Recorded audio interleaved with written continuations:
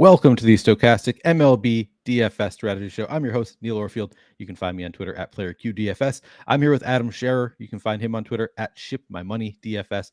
And this show is sponsored by SoRare MLB, which is a digital trading card and NFT-based free-to-play MLB game. We'll talk about SoRare a little bit more later on. While you're coming in, please do like the video, subscribe to the channel if you haven't already, and hit that notification button so you can get alerts when our shows go live. I should also remind you right away, I haven't been doing this, remind you that you can get into the Stochastic Hall of Fame by downloading the Stochastic avatar from stochastic.com/avatar.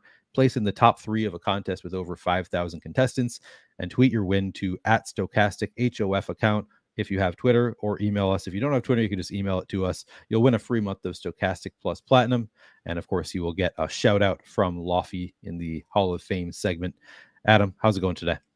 Doing pretty well. I just closed out of a bunch of NBA tabs for the last time in several months. So that's nice. Always feels good.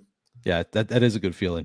I mean, for me, I'm just going to be doing a lot of best ball content coming up. Now NBA is over. I'm going to start focusing on what kind of NFL best ball content I want to put out there, which I'm also excited about that, jumping into best ball. I'm sure I'll get fatigued by the end of the summer because I do so many best ball drafts. But at this point, I'm still excited about it, ready to do some content there. Do you know how is your content going to change now that NBA is over? Just going to be more MLB? What do you think is going to happen here? Should be about the same. I've mostly been doing MLB anyway. That's true. I just occasionally do the NBA live before locks, which now just means I'll be on the deeper dive for MLB every day. Yep. Yeah, exactly. I guess it's just a pretty easy transition there over to the MLB stuff. Ken Reddy, morning, y'all. Who's your wingman? Oh, okay. I'm just asking who I mean, it's Adam, like, I don't know, 95% of the time. Yeah, it's me. It's me as long as I don't take off. Yeah. And then it's me about 95% of the time too. Occasionally I get the day off too, but not this morning. It's back. Adam and I together here. Danny asks, for the Sims tool, if I see a use custom projection option, are we supposed to download stochastic projections and input them? No, those are already baked into the Sims tool. The default is use stochastic projections there. And actually, let's take a look real quick at the Sim tool. I'll pull it up. Of course, we are looking right now at the post-contest simulator. We had Kevin Robb one, which I think I know the name Kevin Robb. I feel like he might be, I don't know if I know him from Twitter or from chat. I definitely know the name Kevin Robb. Yeah, it seems vaguely familiar.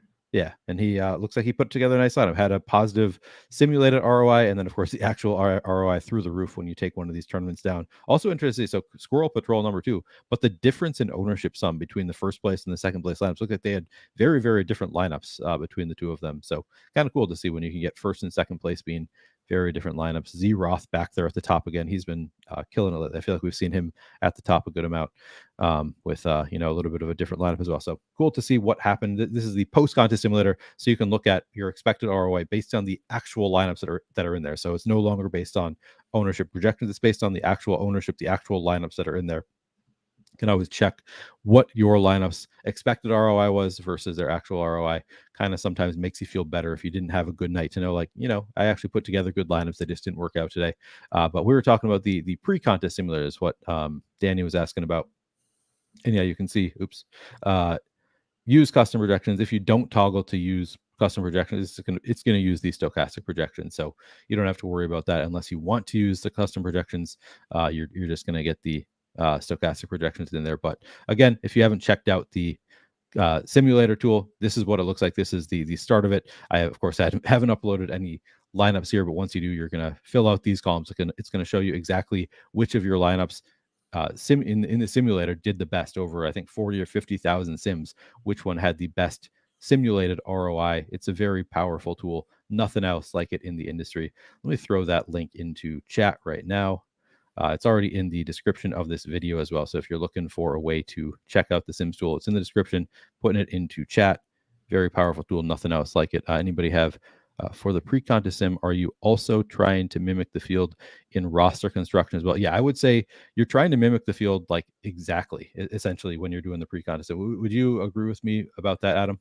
Yeah, I don't think and I mean, I could be wrong here, at least in the way I do it, though. I don't think it's as important. Like, I don't spend a bunch of time going in and trying to estimate how many 5-3 stacks, 5-2 stacks, whatever the field's going to do. Like, right. I build the combinations of lineups that I want.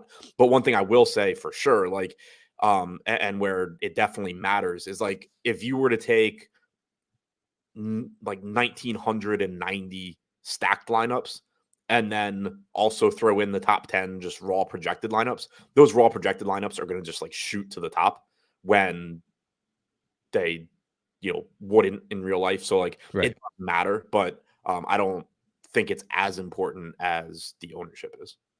Yep. Yeah, that's a good. I think that's probably been my takeaway as well. Like it does matter. Like there is correlation factored into the Sims, so you still want to try to correlate your lineups in general. That's interesting. I wouldn't have expected the top projected lineups to get there, but I guess only if you're using the actual top projected. One other thing that I've talked about, I talked about this with Blender a little bit, was like it'd be nice to like use the try to match the field for the example you gave 1990, and then do like test out some of your lineups versus those field lineups. If you have the time to do it, would be one way to do it. Like, here are different lineups that I like that maybe don't necessarily look like the field. Like, which of these lineups look like would do the best against the field? I don't know. I'm still playing with exactly how. Yeah, no, I know what you mean, because I've thought about it too. Yeah. So there's where do I find weather postponement? Twitter, I guess, probably the best way to let's check out. Is there any concerns about weather on this site? We do have 14 games here, so obviously there's a little bit more risk that one of them is going to have some weather trouble. Pittsburgh, Chicago looks bad. Okay, so there's a good chance that Pittsburgh, Chicago gets canceled. Nothing else looks too terrible so far. All right. So anyway, check out the Sims tool if you haven't already, and if you guys have any more questions, feel free to ask them. I mean, honestly, like most of us are pretty new to the tool, so we're still trying to figure out exactly how to use it. I think that the best approach is probably just doing 2,000 lineups that match the field to the best of your ability. I do think using lineup constructions that the field uses seems like a good idea. I also have not gone back and looked at how many 5-3 versus 5-0 versus 4-4 stacks the field uses. So that's probably the longer we use it, the more advanced we will get. Yeah, I mean, like I said, for me, in terms of that, I try and that's where I just build what I want to build. Like, if you tell me the field was going to just play a bunch of 3-2 stacks, I'm not doing that. So it doesn't help me a lot if I just start throwing that into the sim. But I do think that you just at least want to be careful. Like I said, you could draw incorrect conclusions where if you stack lighter and then you're comparing that to heavily stacked teams, it's just going to win out frequently. Right. So you want to be aware of that. But I think in general, it's more important to be mimicking the ownership. Yep. Agreed with that. And Corey Jefferson, that's our 20 max contest, bad contest. No, that's the first contest that I play every day, to be honest, is the $4 20 max. I think they're good contests. All right. We do have 14 games to get through here. I know we started early by me and Adam standards, but we still have to start getting through because we have 14 games to get through here. Starting, of course, with Adam's Orioles are hosting the Blue Jays. We have Chris Bassett on the mound for the Blue Jays, Dean Kramer for the Orioles. Any interest in these pitchers, Adam? Some interest in Bassett. 4.1 implied run total for Baltimore, not the end of the world. Bassett hasn't been great this year, but not bad either. Has pitched relatively well recently. Strikeout numbers aren't exactly where you would want, but he's only getting 2% ownership. He's $9,000, 8% chance of being a top 2 pitcher. On smaller slates, he's certainly somebody you'd be seeing get more ownership. Today, it's more of just a reasonable contrarian play. I don't really have any reason to want to get the Kramer here against Toronto. Really, really tough matchup in terms of Toronto being an above average offense, but also a very difficult team to strike out as well. So at 7,500, you have basically no ownership coming in the Kramer. He's 4th from the bottom in top 2 pitcher percentage. If you're going to one, it should probably be Bassett. Okay. What about the bats in this game? Interested in both sides. Toronto, obviously, very, very good lineup, tons of right-handed power. We do know that power doesn't play particularly well in Baltimore, so that does hurt. And they do, mostly have right-handed hitters. On the other side for Baltimore, you do have plenty of left-handed power. Bassett this year has also struggled with that. He's held righties to a 126 expected ISO. Lefties, though, 229 expected ISO, 371 expected WOBA against Bassett. Henderson, Rutschman, Santander, O'Hearn, Hicks, Frazier, all in the projected lineup. Obviously, you can still play Austin Hayes as well. He's been hitting the ball extremely well this year, but that's a lot of left-handed power in a park that is still good for left-handed power. So even though they have a lower implied run total, I don't know if I would say I'm more interested in the Orioles, but it's at least on paper kind of an easier spot to make the case of like, oh, this is how it could go really well, because you do have a pitcher that's given up power to lefties in a park where lefty power looks really good. Whereas Kramer gives up power to righties, 218 expected ISO, but he's just going to get bailed out by some balls landing on the warning track because of how deep left field is. Okay. Yeah, we've got a Sportswith says Gunny Henderson has been a problem. Clayton Askew adds Henderson starting to rake. Sounds like Gunnar Henderson continues to do pretty well here. How would you rank the four sides of this game? Probably Toronto, Baltimore, Bassett, Kramer. But I think the Toronto, Baltimore, Bassett pieces are sort of interchangeable. Like they're all solid, but not great. Kramer, I think, is clearly the last piece. Okay. Jake Swells asked, why the Strider thumbnail when he's not on the slate? It's because he's so handsome, Jake. We just want to get clicks. You just have to use a handsome face there. All right. Colorado at Boston. We've got Chase Anderson on the mound for the Rockies, Cutter Crawford for the Red Sox. Any interest in these pitchers, Adam?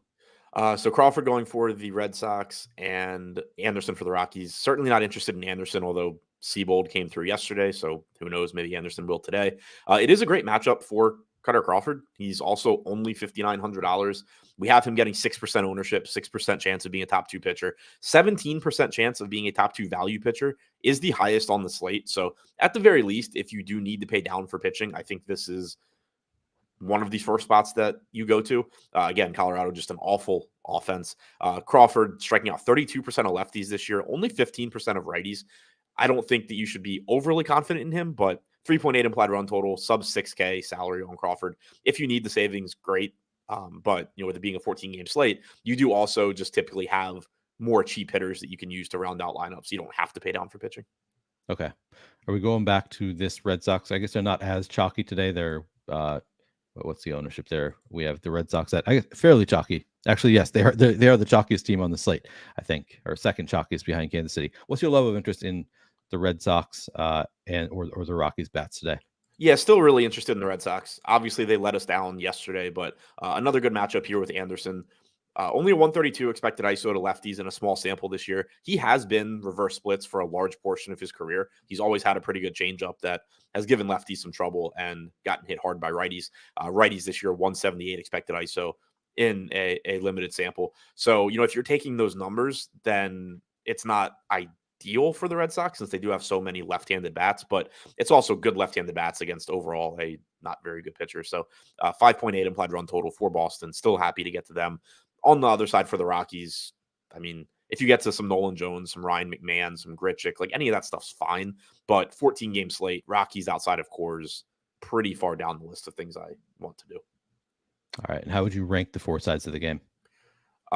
Red Sox, Crawford, Rockies, Anderson. All right. Third game on the slate, we've got New York at New York. Luis Severino on the mound for the Yankees. Max Scherzer for the Mets. What's your level of interest in these pitchers? Yeah, so Scherzer right now is coming in 31% ownership on DraftKings at 9,800, making him the second highest owned pitcher on the slate. I'm assuming that comes down. If it doesn't, I think there's a lot of other spots to pivot to. I mean, just looking at the top pitchers tool, Hunter Brown is $700 more taking on the Nats. He's getting like half the ownership of Scherzer. Corbin Burns, $100 more facing the Twins, getting like half the ownership of Scherzer. George Kirby taking on Miami in Seattle at $500 less is getting less than half the ownership of Scherzer. Edward Cabrera is getting like 1/5 the ownership. So I don't totally get the ownership that's projected for Scherzer right now. I do think it comes down. If it doesn't, it's just a spot where I'm perfectly fine going to some other arms because, some of those other pitchers I just mentioned are risky or, have risky matchups at the very least, but it's not like this is an easy matchup going up against the Yankees. And it's not like Scherzer's been that good this year. He's striking out 26.5% of hitters, 4.04 xFIP. Like he's been solid, but this isn't or hasn't been Max Scherzer of previous years. So I think he's a good play, but I do want to see that ownership number come down. 3.3 implied run total for the Yankees is very good for Scherzer. Good pitcher's park. So again, good play, but not as good, I guess, as ownership suggests right now. On the other side for Severino, he is only 7,100, which is interesting for someone with his skill set. He's projected for 7% ownership, 7% chance of being a top two pitcher. But I mean, the guy throws hard. He can get strikeouts. It's not a good matchup. and his strikeouts have been down overall this year compared to previous years, only striking out 20% so far with a 4.78 xFIP. So the cheap salary is backed up by his struggles so far this season. If you wanted to just bet on talent, I think it's okay. But Scherzer is the one that looks better. Again, just pay attention to his ownership compared to a lot of the other pitchers around him. Okay. And what is your level of interest in these New York bats? Not too high. A pretty tough matchup for the Yankees, and obviously they're still missing Aaron Judge, which waters down the lineup a bit. Scherzer so far this year, 136 expected ISO to lefties, 209 to righties. Typically in his career, those numbers are flipped. There's nothing that's really going to stand out from the Yankee side. On the Mets side, like I said, Severino has certainly had issues this year. Lefties with a 193 expected ISO, righties 287. Limited sample, only about 400 total pitches thrown, but we know the Mets do have power in their lineup. Francisco Alvarez is still going to be a pretty solid catching option at 3,800, most likely batting second. Jeff McNeil batting third is cheap. Brett Beatty is cheap. But all in all, not a ton of interest in the bats here against two solid pitchers, excluding this year for Severino, and a tough park to hit. We have the Mets right now coming in second from the bottom in top stack percentage. We have the Yankees fourth from the bottom. So two of the least appealing offenses on the slate, at least right now. Okay. And then how would you rank the four sides of the game? Scherzer, Severino, Mets, Yankees. All right. Okay, we made it through 3 games. Let's go through another couple before we take a look at SoRare. We do have 14 to get through. We've got my Twins coming up. Milwaukee at Minnesota. Corbin Burns on the mound for the Brewers. Pablo Lopez for the Twins. What is your level of interest in these pitchers, Adam? Yeah, Lopez pulling about 30% ownership here. Good strikeout matchup against Milwaukee, and he's only $8,800. He's at home as well, which is nice. Favorable pitchers park in Minnesota. So I think probably going still a bit over-owned compared to top 2 pitcher percentage, about a 15% chance of being a top 2 pitcher, 34% ownership. But it is a good price tag. None of the other pitchers that are around him in top 2 pitcher percentage are below 9K. So you are getting a discount there. You're getting, a good pitcher, good strikeout stuff, good strikeout matchup. So far this year, Lopez striking out 28.5% of hitters, 3.63 xFIP. I like getting to him. Again, he is going a bit over-owned, but I think it's a little bit easier to defend than Scherzer, given that at least you're getting the salary discount on Perez. On the other side for Burns, happy to get to him as well, especially with the ownership looking the way that it does right now. I mentioned it when we were talking about Scherzer a minute ago, but you have 17% ownership projected to come into Corbin Burns at 9,900 compared to 30% going to Scherzer. I think that's, too big of a gap. 13.5% chance of being a top 2 pitcher for Burns is 4th on the slate. Scherzer's at 14% for context. So I think he looks pretty good too. You do get strikeouts from the Twins. It is a good pitcher's park. Both teams have a sub 4 implied run total. So definitely interested in the pitching here. Okay. Ongo asks, Adam, how much do you factor in a team's bullpen when stacking against the corresponding starter? Thanks. I don't. I don't directly. Like, a team's bullpen is going to be factored into their implied run total, which is what is going to drive projections. So I'm not typically saying, oh, well, this team projects good, and then they project and I like them even more because their bullpen's bad. Right. They project well because, in part, the bullpen's bad. So it's not something that I individually pay a lot of attention to. The only time I'll really specifically look at bullpens is if you're getting one of these teams like the Giants that are platoon heavy, and I want to see how many left-handed relievers the team has available. Sure. I'll look at it for that, but yeah, it's not. I don't want like the A's are an example where they have a really bad bullpen, but that's a big reason why every team's implied run total against the A's is so high. Right. Yeah, I think that's a good response. I guess if you don't have access to projections, maybe then you'd factor it in. But we all should have access to projections at this point. Right. In 2016, when I was playing blind, I definitely looked at bullpens more. Right. All right. How much interest do you have in these bats, the Milwaukee-Minnesota game? Not much. There is some power, but tough park to hit home runs, and it does look like it's supposed to be in the 80s, so I guess that's working for hitters. And the Twins, in particular, are really cheap. Julian's 2,800, Kirilloff 3K, Larnach 2,900, Kepler 32, Lewis 35. But still, tough matchups for both teams. Corbin Burns has allowed almost like zero power to lefties this year, 0.063 expected ISO. It's right-handed hitters that have gotten to him with a 210 expected ISO, but outside of Correa and Lewis, you don't really have right-handed power in this lineup. On the other side, kind of just trying to find any weaknesses Lopez has. They don't really exist. 146 expected ISO to lefties, 23% K percentage. Righties, 171 expected ISO, but they're striking out 33% of the time. I don't really see anything offensively that interests me too much. All right. And how would you rank the four sides of the game? Lopez 1, Burns 2, Twins 3, Brewers 4. Okay. Yeah, Ongo says, so already baked in. Yep, that's exactly right. The bullpen is baked into the projection. All right, fifth game on the slate. We have San Francisco at St. Louis. Alex Cobb on the mound for the Giants. Jack Flaherty for the Cardinals. Any interest in these pitchers, Adam? So Flaherty is 8K, Cobb 8,500. I think two just sort of decent contrarian options that shouldn't get too much ownership. Flaherty pulling 9% ownership, 8% chance of being a top 2 pitcher at 8K. Cobb pulling 2% ownership, 7% chance of being a top 2 pitcher.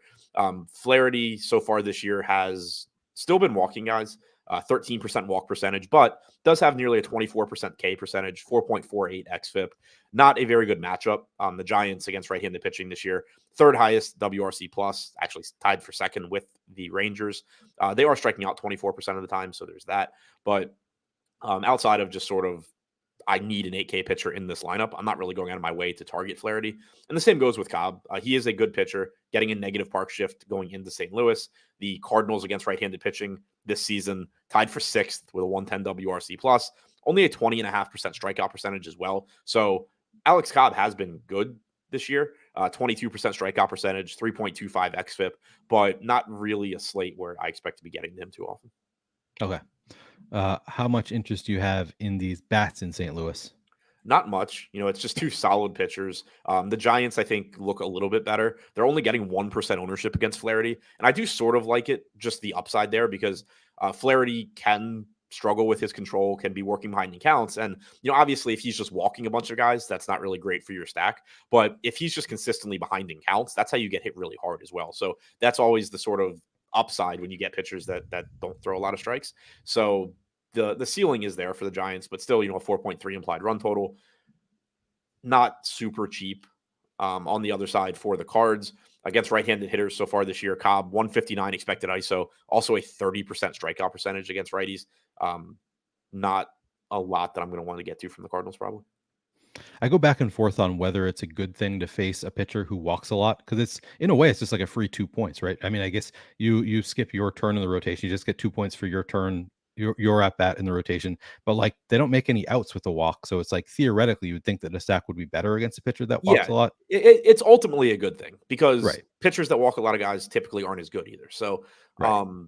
it's ultimately a good thing. It's just like it's another one of those spots where like there's so much variance in baseball. Like Jack Flaherty can have a terrible start, and if it means he walked 6 guys, your stack probably didn't really do anything. If it means that he was in 3-1 counts all game, then your stack has a really good chance of going off. So it's just one of those where, ultimately it is good, but it's still like it's another way the pitcher can pitch poorly and your stack still suck. Okay, that's a good explanation there. How would you rank the 4 sides of this game? Either Flaherty or the Giants 1, the other 1, 2, Cobb 3, Cardinals 4. Okay, perfect. Stephen Lewis says Flaherty went tightrope last start versus Texas, walked 5 guys, 0 runs, only 3 hits. So that's exactly an example of like the example you were just given of he pitched poorly, didn't really give up a lot to the opposing team. Interesting. All right. I am going to let's take a look at our sponsor, SoRare Sports. Is how to galaxy brain your way to the top by walks. So true. Thank you, Jordan Klein. He loves my blue shirt. I love you, Jordan. All right, check out SoRare. I just put the link into chat. It's also in the description of this video. New fun way to play MLB fantasy. Here are my lineups for this week. You can start playing for free on SoRare that far right contest that I have there, that far right lineup is my common cards. I made a big mistake by not choosing good cards when I started. I did not choose the best cards overall. When you sign up for SoRare, though, you're going to get the option of choosing between several different common cards. You're going to have a salary cap. Every one of the cards is going to have a salary, and you're going to need to, try to pick some good cards, because it's hard to get new common cards. It's really easy with limited. You just buy them. You can buy them on the secondary market. For the common cards, you have to either win them in contests or swap out your old cards for them. So make sure that you pay a little bit of attention when you sign up, but you get those common cards for free. You can then use them in contests to win real money prizes. My team off to a fine start here. More excitingly, Adam, the NBA playoffs just ended, and I finished in 70th out of 9,200 in the limited champion NBA contest, which means I won 400 stars that I get to spend on something. So maybe one of these days we'll look at options of what I get to buy with those 400 whatever that is that I just won. I don't even really understand what I won there. But check out SoRare MLB if you haven't already. It is a lot of fun. All right, we should move on to the next game on the slate, which is the Chicago. Do we even want to talk about this one, or is the weather too bad? We have got Pittsburgh at Chicago, Luis Ortiz for the Pirates, Jameson Taillon for the Cubs. What do you think what do you think the odds are this game plays, Adam? I mean, it doesn't look very good. Roth right now has it orange-red, which right. More like not a good sign. What'd you say? Not a good sign that it's orange-red right now. No, I'll say I'm generally pretty good at reading between the lines on his stuff, and anytime he has red in there, I kind of just assume that I don't think he uses red very lightly typically. Yeah, that's true. Right. But yeah, I mean, obviously forecast could change throughout the day, I guess. Doesn't look like a super appealing game overall. It's supposed to be like 60 degrees. $5,700 Jameson Taillon, if this game played, would be underpriced. You're still not going to be confident going there, but he hasn't been good this year, but he hasn't been as bad as a $5,700 price tag suggests. He's still striking out 21% of hitters, 4.76 xFIP. It's not like you're talking about, James Caprillion or Connor Siebold or guys like that. He is, a tier ahead of them despite being priced the same. So probably wouldn't really play him anyway, but he is a little bit underpriced. Don't really see a reason to get to Ortiz against the Cubs. Don't love either offense. Cubs are middle of the pack. Pirates are middle of the pack. I think you're looking to left-handed Pirates bats against Taillon. 326 expected ISO to lefties this year, 139 to righties. So that's going to point you towards Brian Reynolds, Jack Sawinski in particular. Bay is cheap. Santana's cheap. On the other side, Ortiz, limited sample this year, but 259 expected ISO with just an 8% K percentage to lefties, 263 expected ISO to righties. So I think with the Cubs, it's more so just grab whatever good hitters you can. Okay. And how would you rank the four sides of the game? Cubs, Pirates, Taillon, Ortiz. Okay. I'm trying to. I was going to ask a question about like how we would attack them in the lineup simulator, because I worry that like if we project them for really low ownership and then play them at that level, they're going to look really good. I don't know. We'll have to think about that a little bit more. Probably I'm not. Are you going to be playing any of this game? I assume it's going to be canceled before. Yeah, I assume so too. SMP says I was overweight to the Pirates against Caprillion. They drew 10 walks against Oakland's pitching, scored 5 runs. Yeah, that is the nightmare scenario with the walks. So doesn't always work out, but certainly a positive overall. Yeah, I mean it's still moving the order. It's still getting you extra plate appearances. It's just you need them at some point to stop walking guys and actually just like groove a couple pitches. Yeah. Oh yeah, Steven says that was winning pitcher. He won that game, James Caprillion. Wow, way to go, James. Clayton says if Hicks stops hitting, he is going to get the Jackie Bradley treatment. I have to admit, I don't know what that meant. Didn't JBJ have like a long career? I feel like he just got DFA'd though. Okay, I see. I didn't realize that. Yeah, the context of that was we were talking about Colton Cowser at AAA for Baltimore, and I said I don't really know when he'll come up or where he'll go. I assume that if nobody's gotten hurt by the deadline, they probably move some combination of like Mountcastle, Santander, Hayes, and open up a spot. But that also with Mullins being out, Cowser would be a natural replacement, except Hicks has remembered how to play baseball. Oh, right. Okay. I'm following now. All right. Los Angeles at Texas. We've got Jaime Barrea on the mound for the Angels, Cody Bradford for the Rangers. Any interest in these pitchers? No, those are two of the least appealing names I've heard. But Barrea actually has been solid this year, but not looking to go there in a matchup against Texas. Second highest WRC plus against right-handed pitching this year. $7,300 price tag. You're not really getting a discount on Barria. Near 5 implied run total for Texas. So again, like Jaime Barria has struck out 26% of hitters, 3.65 xFIP this year in his starts, which is only a few of them, but not looking to get to him against the Rangers, and definitely not looking to get to Bradford, who doesn't appear to even be in the player pool. All right. Well, when you don't have interest in the pitchers, does that mean you have interest in these bats? Yeah, it certainly does. Texas coming in 4th in top stack percentage.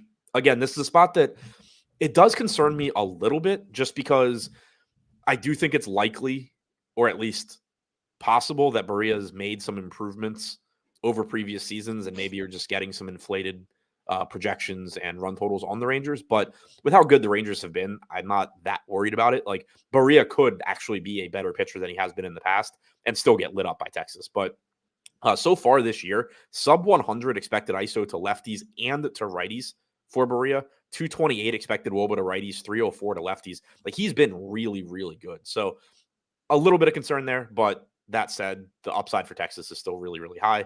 5.5% chance of being the top stack, 6.5% aggregate ownership. On the other side, for the Angels, we have them with a 5% chance of being the top stack, 7% aggregate ownership. They have a 4.5 implied run total. Tons of right-handed power in this lineup against left-handed Bradford. Hasn't pitched much in the majors this year. Only 133 pitches to righties, 402 expected ISO. Not really reading into that, but you do expect him to be worse against righties, given that he's left-handed. And essentially, the entire lineup is probably going to be right-handed, with the exception of Ohtani, who hits everybody well, and it doesn't matter what he's facing. Sure. All right. How would you rank the 4 sides of the game? I guess I have to go Texas 1, just because that's what data suggests. I feel better about the Angels, but I'll go Texas 1, Angels 2, Barria 3, and Bradford's not in the player pool. Okay. Is Cowser like the next big thing? Is he just like another one of these Oriole prospects who's just going to crush everything? Yeah, he's not Gunnar Henderson level, but he's another one of he's a big time prospect. He was the 5th overall pick in, I think, 2020. Okay. So pretty, I guess not necessarily young if he was drafted in 2020. Yeah, he was a college player too. He's like 24, okay. 25. All right. Sorry, 20. He's 23. Exciting times to be an Orioles fan. Yeah. I'm a little bit. He's the Orioles. He's the Orioles' second ranked prospect right now. Who's their top ranked? Behind Holiday. Okay. 29th in baseball. All right. Pretty high up there. I also wanted to Brian Durkay asking who was the top stack last night. I actually don't know. I did not pay close enough attention because I was not close to the top there. Do you know who? Probably the Phillies. I don't know. I went to sleep, but yeah, the Phillies. They're definitely up there in some of the top lineups yesterday. All right. Next game on the slate, we have Cincinnati at Kansas City. Brandon Williamson on the mound for the Reds. Jordan Lyles for the Royals. What's your level of interest in these pitchers, Adam? Pretty much never interest in Lyles. He is 5,500, so you get the caveat that he's too cheap for a fully stretched out starter, but I don't think you're going to need to go there on this slate. Brandon Williamson, good matchup against KC, but also don't think you need to go there. He's been exceptionally bad so far this year, not getting any ownership at 6,600. As weird as it is, in a game in Kansas City between the Reds and the Royals, this strikes me as another offensive game. All right. Tell me about your level of interest in those offenses. Yeah, KC coming in 6th in top stack percentage, basically right in line with the Red Sox, but a 13% chance of being the top value stack is the highest on the slate. So pretty likely I get to them a good amount. In stack score, they are second to the Reds on the other side of this game. Williamson, like I said, has been just flat out terrible so far this year. Not a large sample, but 300 expected ISO to right-handed hitters so far. He has struck out 17.8% of hitters, 5.64 xFIP, 2 home runs per 9, walking 11% of hitters. These numbers do probably get better, or he just goes back to AAA, but certainly a good spot to target him. And then Jordan Lyles also very much at the back end of his career, 257 expected ISO to righties, 245 to lefties. Once again, Ellie De La Cruz is going to look really good. 4,700, still not really a problem for him, especially since he has multi-position eligibility. And then you just have, all these other young, relatively talented hitters: Friedel, McLean, India, Steer, Stevenson, Benson. These guys all have enough power. They can do some damage. So the only thing I don't like here is the park, but beggars can't be choosers. You're getting Brandon Williamson versus Jordan Lyles. You're going to want to get some offenses. I got to say, so I already did my lineup generator video this morning. I'm going to put the link to lineup generator in chat, even though it's not one of the reads we're doing. But I was getting to a ton of this Royals offense. Like I think it was my highest exposed on both DraftKings and FanDuel. It was a lineup that I got to the most. Could have been happenstance. I was doing all lineup types, so I don't know why. But the Royals were the offense that I was getting to the most to when I ran my lineup generators lineups this morning. If you guys are interested in lineup generator, 50% off using the link that I just put into chat. It's also in the description of this video. I got another DM this morning, Adam, saying somebody telling me that lineup generator has already paid for itself. The first week that he's been using it, it's already paid for itself. It's just been people have been crushing it with lineup generator. Highly recommend checking it out if you haven't already. The link I just put into chat. So we've talked about how bad Brandon Williams is. How much interest do you have in this Kansas City offense or the Reds offense? A lot. Oh, did you already go through it? Yeah. Did I already ask that? All right, sorry. Did you already rank the four sides of the game? No, I didn't. But KC or Cincinnati, KC, Lyles, Williamson. Okay. I tried doing this with Eric last night, by the way, and I told him like we do the rank the four sides of the game, and I didn't even realize it till late, but he was ranking every part of the game like relative to the entire slate, and I didn't pick up on this. I was like, man, this is way harder for Eric than it is for Adam typically. And then eventually I realized, it's because he's like, yeah, this team would be like third overall in my stacks. Just like made it. It was my fault for not catching it earlier. All right, Elvin Dimery asks, who has a better young talent, the Orioles or the Reds? What do you think there, Adam? It's the O's. Baltimore has 8 guys in the top 100, not including Grayson, who graduated from their prospect ranks before getting sent back to AAA. So Cincinnati has 6. Baltimore has essentially 9. It's the Reds have young talent. The Orioles have the best farm system in baseball. Yeah. Brian Durkay says that lineup generator is sweet. I agree. I love the lineup. I use it when I don't have time to use the Sims tool. I use the lineup generator. It does the work for me. So happy to use that. All right. Another interesting game here. We have Washington at Houston. Patrick Corbin on the mound for the Nationals. Hunter Brown for the Astros. What's your level of interest in these pitchers, Adam? Yeah, finally some pitching that we can actually roster. I mentioned it, earlier. Hunter Brown seems like he's going a little bit under-owned here. He's 10-5, so you are paying more for him than for any other pitcher on the slate on DraftKings. But whenever there's 14 games, it's just pretty easy to find hitter value because you're going to just get, either mispricings, which obviously happen frequently, or you're just going to get unexpected starters that are cheap and allow you to pay down. So I don't think the salary should really be an issue with Brown. 3.1 implied run total for the Nats. It's not a good strikeout matchup. They've only struck out 19.3% of the time against right-handed pitching this year, but 84 WRC plus against right-handed pitching is worse than every team in baseball except for Kansas City and Detroit. Brown is a good young pitcher. I am still mad at him for costing me $50K a couple weeks ago, but 28% strikeout percentage, 3.09 xFIP. I mean, you could make a case that he's the best pitcher on the slate in terms of talent. He is the most expensive, so he's priced to be the best pitcher, but I don't really have any issues getting to him. And when he's getting half the ownership of especially Max Scherzer, but also Pablo Lopez, although Lopez is at a different price point, it just kind of stands out as him going a bit under-owned here. When you say it cost you $50K, was he in your lineup or did somebody else have him? No, he was in my lineup, and I finished in 10th with him missing his projection by. Oh, that's right. I forgot about that. Points or something. Yeah, and you had the highest Hunter Brown lineup. Yeah, sad times. All right, what is your level of interest in these offenses, Washington or Houston?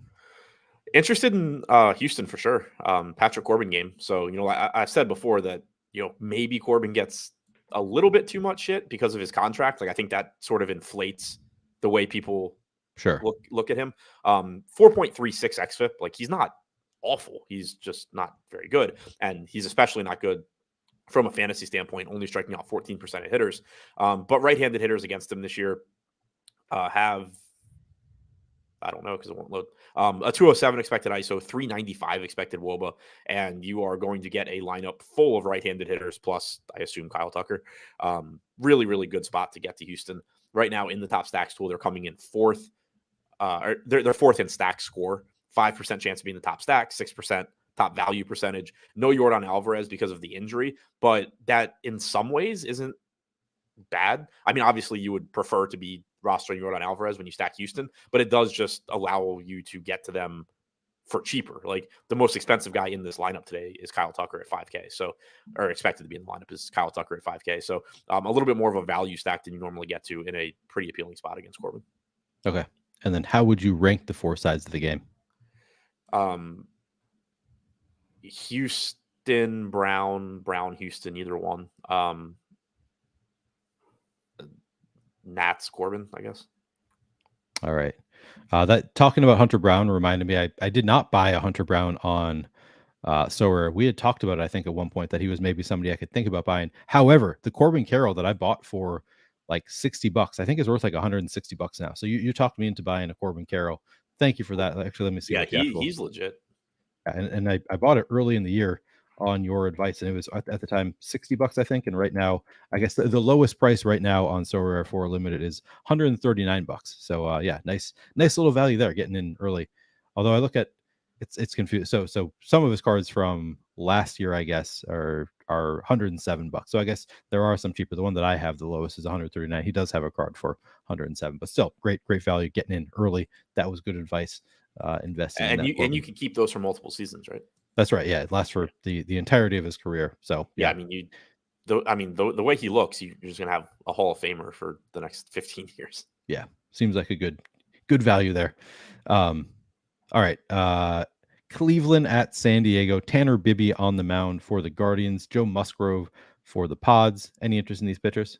Yeah, Musgrove 7,800, good matchup in terms of Cleveland being a pretty bad offense. They don't strike out a ton. That's the part that sucks, from a fantasy standpoint. But good pitcher's park in San Diego, only like 60 degrees, tough, spot to hit.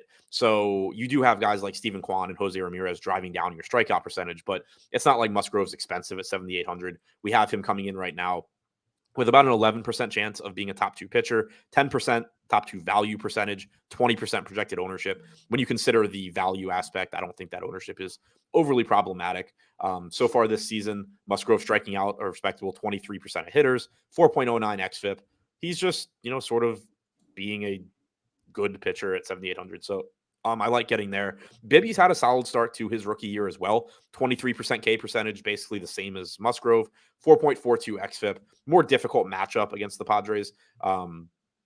They haven't been very good this year, but obviously you have a lot of known hitters in that lineup that you're expecting to turn it around sooner than later. 96 WRC plus against right-handed pitching so far. Bibby is projected for 1% ownership at 8,300. So I do think 6% chance of being a top 2 pitcher. This is a spot where, like, if you are playing a large field tournament and you are stacking like 2 popular teams together and you need a pitcher in this price range and you wanted to say, like, look, Joe Musgrove's getting 20%, Bibby's getting 1 to 2%. I'm going to play Bibby here because I want to save ownership. That's fine. He gives you a similar range of outcomes, but he is going to project behind Musgrove and not be somebody that you're getting to very often on this slate. Okay. Before we get to that, I see Steven says he just grabbed a Corbin Carroll 2019 rookie card, the real kind. I'm curious what the Bowman Chrome first card for Corbin. I think those are, like, for baseball, it's weird. It's different than other sports in that like the best rookie card is actually a pre-rookie card. Like it's a prospect card generally for baseball. The Bowman Chrome first. I'm gonna have to look up what those are going for right now. But yeah, seems like a good time to buy. I mean, rookie cards obviously always the standard as well. So happy to have a rookie card there. What is your level of interest in the bats in this San Diego game? Not particularly high.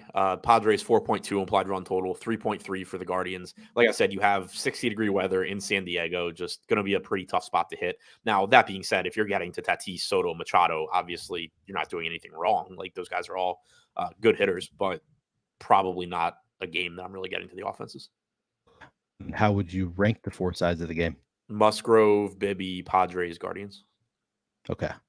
Haven't found it yet what it's going for. I'm looking on oh man, no, it's a refractor. Okay. Moving on to the next game on the slate, which is Tampa at Oakland. Jalen Beeks on the mound for the Rays. Hogan Harris for the A's. What is your level of interest in these pitchers, Adam? So Beeks is 8,300. Solid matchup against Oakland, but not really a price tag that you want. And typically he doesn't go deep into games. We have Yanni Chirinos listed. I'm trying to double check to see if he's confirmed as the follower or not. But typically Beeks isn't somebody you're playing in DFS. It gets tricky with Tampa because they've played so many 6:30 games this year that you kind of forget what they normally do. But yeah, Beeks most likely opening, Chirinos most likely following. 32 pitches last time out for Beeks. The most he's thrown in any outing this year is like 41. So ignoring Beeks, Chirinos is 6,100. Good enough matchup, but on a 14-game slate, I don't think I'm playing that game either. Hogan Harris against one of the best offenses in baseball, sure as shit, not doing that. So nothing for the pitching. Okay. Okay. Steven says some Bowman Chrome. So it is Bowman Chrome was 2019. Yeah, I'm seeing it's the 2019 Bowman draft. The Chrome on ComC is currently $15.70. Looks like Steven says they're selling for 19 to 20, which is kind of high for these Bowman Chrome first editions. Yeah, not a surprise that Corbin Carroll's cards are taking off. Elvin says, shaking my head, I just got into buying cards and I didn't know shit at first. Yeah, I have been sort of into it off and on, like since after I was into it as a kid. I graduated college, sold some cards because I needed money, like some of my like cards from childhood, and then like somehow that got me into buying cards myself. Then I got hooked, and I've been like off and on for many years now. So kind of know what I'm talking about, but the market changes quickly too. Yeah, I'm surprised I've never really gotten into it because like I loved cards when I was a kid. I still have like a million of the 90s cards that are worthless. But yeah, and like I know everybody started getting into it a little bit more during COVID because we had nothing to do. But it was always just like learning the game basically just seemed really overwhelming, and I never did it. No, that is very fair. And during COVID, yeah, there was a spike during COVID where Giannis Antetokounmpo, second year Panini Prism cards, so like not even rookie cards, were going for like $200, and I'm like, there is a chance that I threw some of those cards out at one point because it was like it's not a rookie card, it's just a base card. There's a chance that I don't think I did, but I think there's at least some possibility that I threw out cards because they were worth like 20 cents at the time. Like it's not worth selling it, and then like there was a brief spike. People also manipulate the market kind of a lot in cards. It's a complicated thing. Did you already go over your level of interest in the offenses here for Tampa and Oakland? No, I didn't. Okay. Definitely very, very interested in the Tampa side. Now, this is a park that sucks for hitting. It's like 60 degrees, massive foul territory, massive outfield, very, very unappealing. But that being said, you do have a guy in Harris who has made 4 total major league appearances, 1 start, 15 in the third innings. He doesn't project to be bad. He doesn't project to be good. Just sort of an average-ish pitcher. The bat projects him for a 23% K percentage, 4.33 FIP. ATC is at 24.5% and 4.3. Elevated walk percentages for from both systems. So not a guy that I think you're going out of your way, like just assuming he's going to get blown up like Jordan Lyles and Brandon Williamson, but also somebody that is a pretty big dog against a team as good as Tampa Bay. So Tampa Bay is grading out highly in top stacks. They're third in stack score, 10% chance of being the top stack, is highest on the slate. They are relatively expensive, getting about 5% ownership. So probably going a little bit under owned, even factoring in the salary. Hopefully we get a lineup from them today that includes Wander Franco, who sat out yesterday. That obviously makes stacking them more appealing. But yeah, the negative is just that Harris is at least a competent pitcher, or at least projects to be a competent pitcher, and the ballpark just is awful, but still a high upside spot for Tampa. Okay. Do you care that it's in Oakland, obviously it's tougher, but I guess they still have 5 run implied total. Right. It's one of those like, yes, I care, but it's going to sound like I care more talking about it than I actually do, because like talking about it, you're just kind of describing how things are.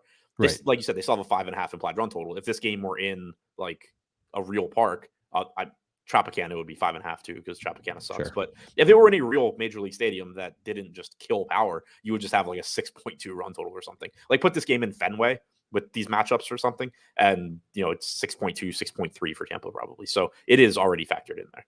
Okay. Yeah, good explanation. How would you rank the 4 sides of the game? Tampa bats, Oakland bats, Chirinos, Harris. Yeah, a lot of people apparently, not a surprise that a lot of people in our chat are also into collecting cards.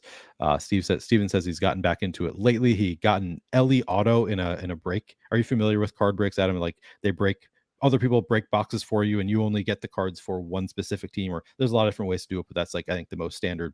Vaguely familiar. never have done them. Yeah, so that's a big hit to getting Ellie Auto in a break. That's very cool. Jake Swell says he has a signed and graded Wander Franco Bowman Chrome. That's a great card to have. And then That BK. was that was the other thing. I think that was the real reason I didn't get into it during COVID. Was like it was taking everybody so long to get their cards graded and back. I was like, I don't. Yeah. wanna Oh, it was deal with so this long. entire The process. backlog. Yeah. Yeah. Yeah. It was. Yeah. That is true. BK says he hopped in back when Moss and Manning were rookies. That was a good time to get started collecting if you held on to them at all. I also got started the year Giannis was a rookie because that was a huge Gorgie Jeng fan. So I got into a bunch of breaks. I had so many Giannis rookie cards, like autographed Giannis rookie cards, and I sold them all. Like, because that's part of my issue is I'm not good at collecting. I just flip things too quickly and don't get the value. Did you sell them when he was just like still a really raw prospect, or did you at least wait? I sold them way. No, I sold them way too young. Yeah, I was. I made some mistakes. Made some mistakes along the way. All right. Next game. You already ranked the 4 sides, right? Yes. Okay. Next game, we have Philly. Only 3 games left. Philly at Arizona. Zach Wheeler on the mound for the Phillies. Zach Davies for the Diamondbacks. What's your level of interest in these pitchers? Moderate interest in Wheeler at 10-1. It is a tough matchup against Arizona, in part because of Corbin Carroll, obviously, but it's also, a good pitcher, and he's not getting a ton of ownership. For the season, a 27% strikeout percentage, 3.5 xFIP for Wheeler.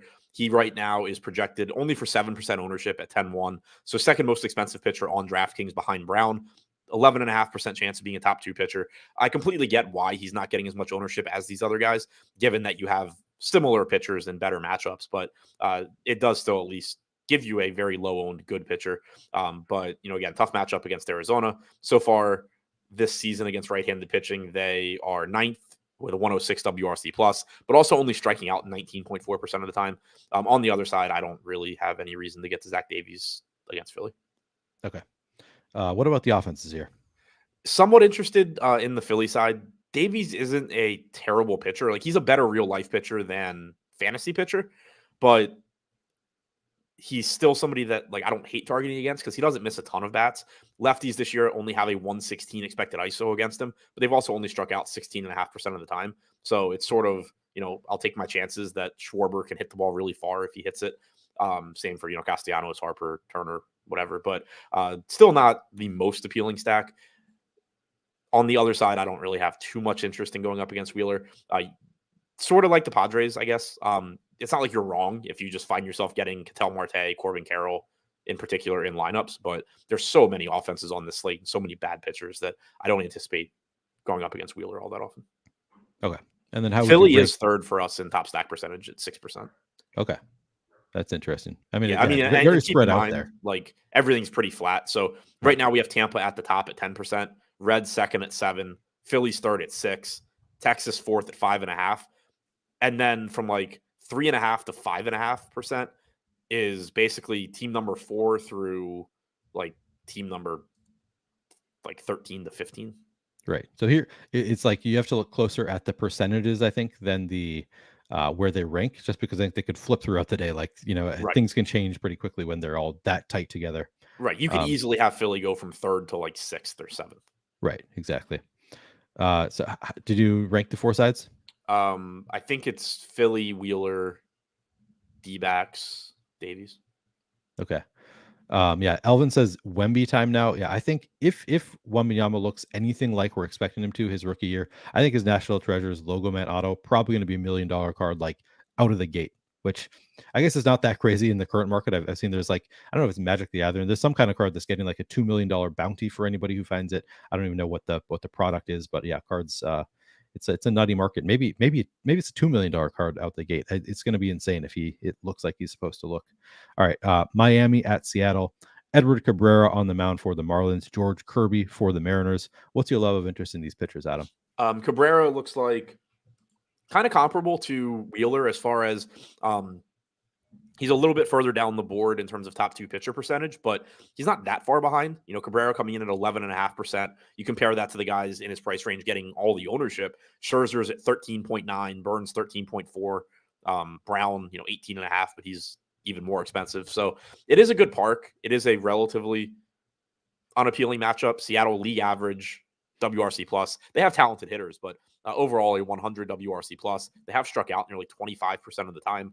It's the best pitcher's park in baseball over the last 3 years. So only getting 6% ownership does interest me. Cabrera also has the highest strikeout percentage on this slate at 29.4%. He has walked 14% of hitters this year, which is not ideal. Makes it tough to go deep in the games when you're either striking out or walking like half of the hitters that you face. But 29% K percentage, the upside's obviously there, 3.86 xFIP. Seattle walking 9% of the time against righties. So, pretty average, pretty much middle of the pack there. So I mean, I like Cabrera as a GPP pivot. I agree that most of these other pitchers should be getting more ownership, but I do like him as a pivot. On the other side, where'd it go? Kirby's getting about 17% ownership. I think that is perfectly fine. Marlins have been one of the weaker offenses against right-handed pitching this year. They are tough to strike out, but Luis Arraez does skew that aggregate number a bit. 20.8% K percentage, 91 WRC plus overall against right-handed pitching. Kirby is fifth in top two pitcher percentage at 12%, pulling 14% ownership. I think I said 17 before, but 14. So again, just a solid tournament option. Okay. What about the bats in this game? Pretty much non-existent. Okay. How would you rank the four sides? Kirby, Cabrera, Mariners, Marlins. Steven says there's $1 million bounty on a 1/1 ring card from the Magic coming out. Okay. I thought I saw that the bounty was already up to 2 million somewhere. Maybe that's wrong. Johnny Football says process for grading is much faster now and prices are lower. More companies resulted in competition for our biz, PSA, SGC, and BGS. I didn't know that these other grading companies are like seen as legitimate now. Maybe I'm kind of out of the loop at this point. For a while, there were a bunch that like nobody really cared about anyway, but maybe some are joining. It used to be just BGS and PSA. Now maybe there are some more that are gaining some traction. But yeah, definitely good competition. We could use that with Panini. I guess it's going to be Fanatics now, but just one company having the license to all the cards for sports kind of kills the competition. That's why I think the customer service is so bad at these companies. All right. Final, and a couple people have asked if we would rank for FanDuel at the end of the day. Yeah, we'll do both DraftKings and FanDuel. I'll ask Adam if there are any differences on FanDuel versus DraftKings. All right, final game of the slate, Adam. We've got Chicago at Los Angeles. Lance Lynn on the mound for the White Sox. Tony Gonsolin for the Dodgers.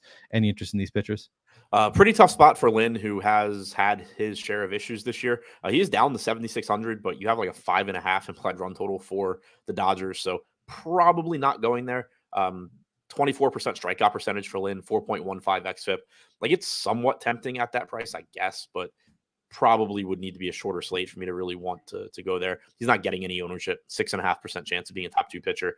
Gonsolin getting 5% with a 9% chance of being a top two pitcher. He's $8,200, reasonably priced. The White Sox only have a 3.7 implied run total, which isn't bad. Overall this year, they're fourth worst in WRC plus against right-handed pitching at 90. They're striking out about 23% of the time.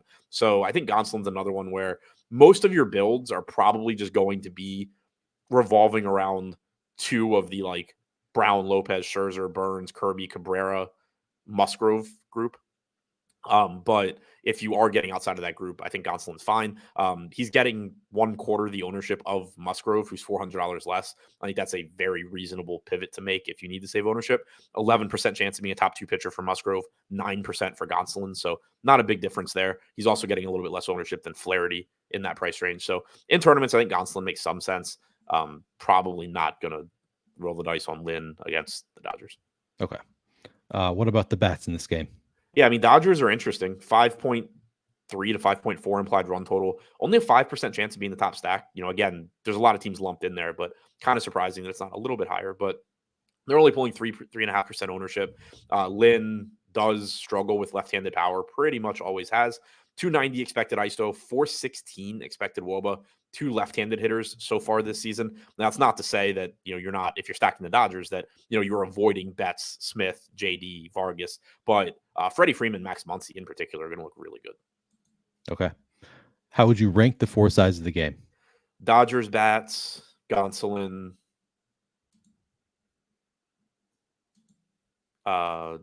Lynn, White Sox, Lynn. I don't really care.